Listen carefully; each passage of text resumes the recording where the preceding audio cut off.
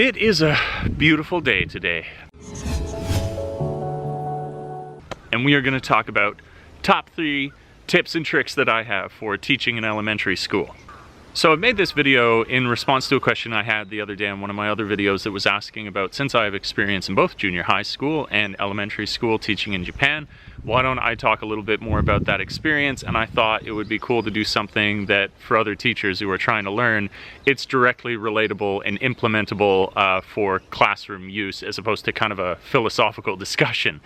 And like I say, it's a top 3. So when you are in an elementary school, probably the biggest thing that you are having to deal with is ways that you can capture the attention of your students, because it's a totally different ball game. When you have somebody like that who is like a sponge, they have advantages in one way, but definitely a weakness is that they can't hold the thread of whatever it is that you're doing for the full duration of a class. And so you need to find creative ways to engage the students that make it fun but don't sidetrack you from exactly whatever it is that you're trying to accomplish, whatever target language, whatever grammar. Not a lot of grammar in elementary school, more target language. And so the one that I find that's like really effective is that there's an acronym for it or whatever. It's like total physical response or whatever it is. It's harnessing the fact that you have these really genky active students. If you go out with recess with them, they run for no reason. They simply run. It's kind of the essence of children. And that can be put to good use in a class with this, call it total physical response. So the way that I like to do that is that if you have some kind of target language that you're trying to get through, do not simply get them to repeat after you when you're doing this target language. Associate that target language with a total physical response. So the easiest one that you could possibly do is that in all these classes you're likely to have a greeting that you have to do, right? Simple, how are you in the morning? But as opposed to just simply saying, how are you, do some kind of physical rhythmic thing with it. My one that I do, you can do whatever you want, is clap your hands, tap your knees, and then point. So it's like, how are you?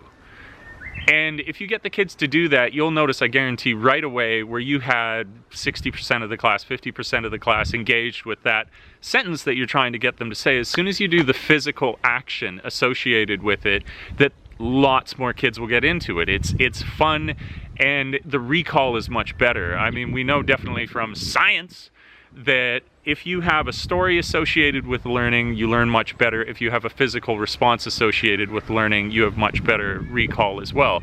So try and incorporate that into your target languages, some kind of physical response to it. And it's cool too, like you can see I did the motion where it ends with pointing.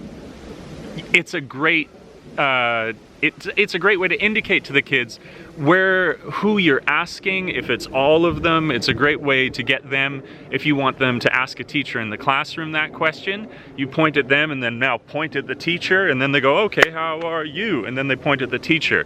So this incorporating of a physical response, physical action into the things that you're doing is worth its weight in gold. It's the simplest thing in the world, but watch your attention go right up when you put this into the classes. So that's a big one that I suggest. That's number 1. You'll see a huge improvement because you've done that. The next one that I would suggest doing, again, this is all you'll notice that a lot of these have to do with holding their attention because they have very small attention spans. The next one that I would do is you're going to have a lot of opportunities in the class for the kids to answer questions. Now, it's one thing to say, raise your hand and to select a kid to then go and answer whatever it is that you're going to do. But you'll find a couple of things from that. You'll find that when the kids do that, it's not that interesting. First of all, why would you raise your hand? And it'll start to limit it down to only kids who really want to answer. So you'll get the same kids answering over and over again. It'll reinforce the weakness of the kids who don't answer at all, and it's not useful. And you'll see the attention get destroyed in your class, the amount that the students are engaged. So here's a simple little thing that you can do. What you do is you go out and you buy either popsicle sticks, or if you're in Japan, you go out and you buy, in the words of the people, the local people, the hashi. You get some chopsticks. however many chopsticks are in that class that you have. And then in that, on those chopsticks, at the very top of it, at the top of the chopstick where the fat part is, you write a number from whatever the first number of the student is in the class. All the students are assigned numbers. So from 1 to 25, if there's 25 students in the class. And then, whenever you have a question in the class, what you do is you put those chopsticks upside down in whatever container that you want. I got some green plastic thing. And you go up to a random student in the class and you say, pull a chopstick. So they pull out the chopstick, and then whatever number is on that chopstick will have to answer the question. So it's fun because they like rock, paper, scissors because it has that element of, call it like fortune, risk, and luck mixed into it. And it's no different if you do this with the chopsticks. If you do this with the chopsticks, they're immediately more excited because they want to know who is it that will be randomly chosen by fate to have to answer your question. And then what you can do is you can then extend it down the line that whoever whoever had to answer the last question then gets to pick the next number out of you know, this container that you have. And so you make it much more engaging and much more fun to actually answer questions in your class, as opposed to it being almost like a penalty. It becomes a reward in the class, and you can give out stickers, bribe the children with stickers or whatever for answering as well. So you build in all these different dimensions to the question that you're going to ask, which engages them. It's all about keeping these guys, girls' attention through the course of the class.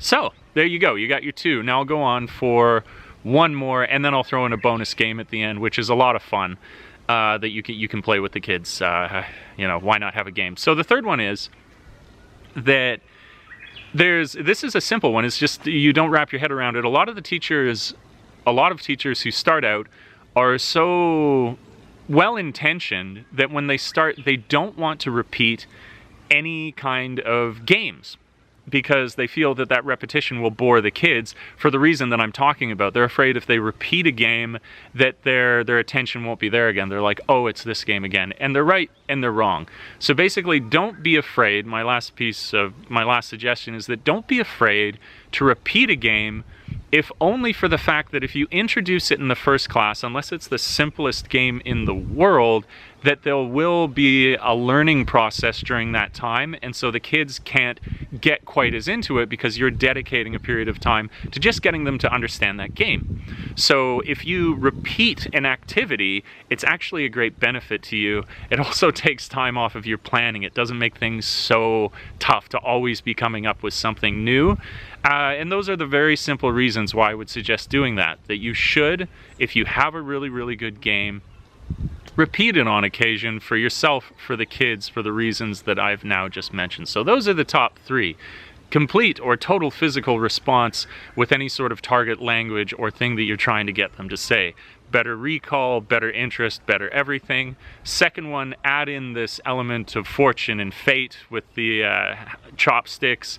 And then the third one would be, don't be afraid to occasionally repeat a game that's very good. Now the last game that I would give you, or game as opposed to this advice, because it's really fun, it's cool.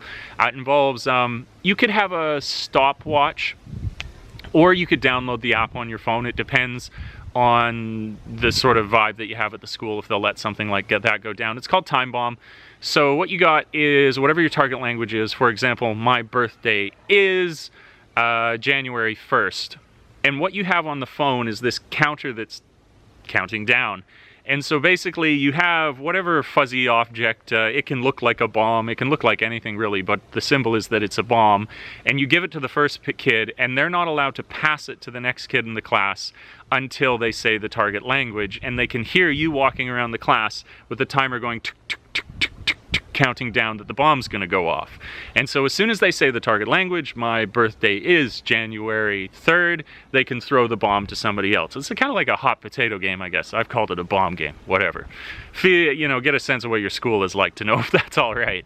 And that's a lot of fun. The one thing that I would add into this, is simple as it is, if you have a very small class, sure, play it with one group, but if it is the case that you have a larger class than that, not a good idea to do this outside of groups. You definitely want to do groups of like 6 or something like that, because then you'll have way more kids saying the target language as they pass around the bomb, and it can all be on one timer, so you won't lose any coherency in the game if you do it that way. So do it in groups, download the thing on your phone, simplest game in the world, and the kids have a lot of fun with it because again, it's this unknown, it's this urgency that the game has to it that makes it a lot of fun to play. There you go. So there's my top 3 tips and tricks for holding the attention and doing a little better when you are in the elementary schools. I hope you found this video useful. Thanks very much to the commenter and subscriber for writing me down below. If you got more questions like that, write them down in the comments below. If you are a teacher watching this, maybe you have a really cool game or a method by which you engage the students with. Why don't you write that down in the comments below? Help whoever else has come to check out this video. It'd be really useful. There's my Patreon, so please do support me on there. I really appreciate it. Fundraising to get a new camera, which will be quite exciting. Yep, Patreon, grab my book if that so interests you. Cool horror drama, very good, I assure you. Thanks so much for checking this video out. Give it a likes if you likes it, give it a subscribe, hit the bell, as I say, send Google an email, do whatever you need to do that once you're subscribed you start to get my videos when I upload them and you want to watch them. And that's all for now, so I will catch you guys in the next video. Peace.